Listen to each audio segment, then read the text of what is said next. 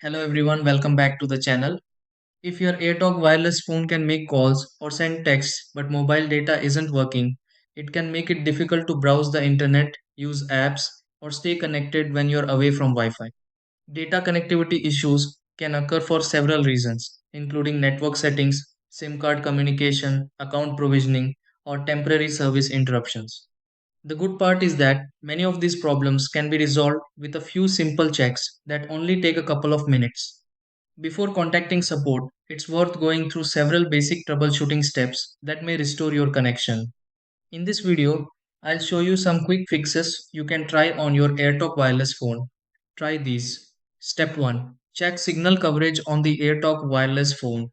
Step 2. Turn airplane mode on and off on the AirTalk wireless phone. Step 3. Confirm mobile data is enabled on the AirTalk wireless phone. Step 4. Inspect the SIM card in the AirTalk wireless phone. Step 5. Review network settings on the AirTalk wireless phone. Step 6. Open a website on the AirTalk wireless phone to test data service.